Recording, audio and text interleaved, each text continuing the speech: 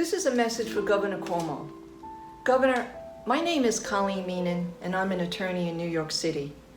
I represent the family of Joyce Witherspoon. Over the past several months, I've heard you speak often and rightfully about the courage, bravery, and self-sacrifice of essential workers in New York City and throughout the state during this pandemic. Joyce was one of those workers. Joyce was a home care attendant living and working in Brooklyn. She earned a little more than minimum wage. She was not a member of a union. She was not entitled to pension benefits. She's not entitled to an accidental disability benefit. She was not provided any personal protective equipment by her employer, no mask, no gloves, nor did she receive any training in how to protect herself against infection from COVID. She was a beloved mother of 4 and a grandmother to many more. She was the matriarch of her family, the person everyone knew you could depend on, who would be there, who would show up. She was kind, loving, compassionate, and supportive. And that's why she showed up to work, because that's the kind of person she was. She cared more about others than she did about herself.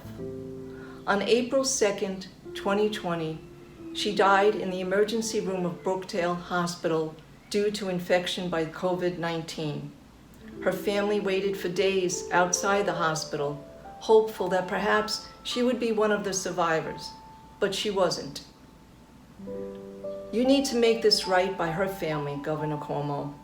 They should not be subjected to a long, difficult, and protracted process under the workers' compensation statute in order to obtain a death benefit for Joyce.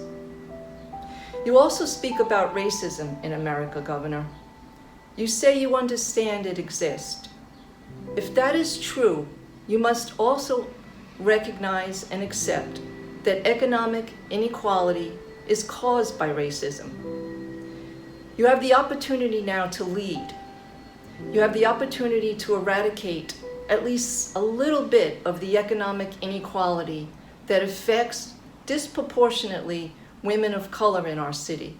Women like Joyce, essential workers who worked for little better than minimum wage, sacrificed their lives for the care of others, and paid the ultimate price.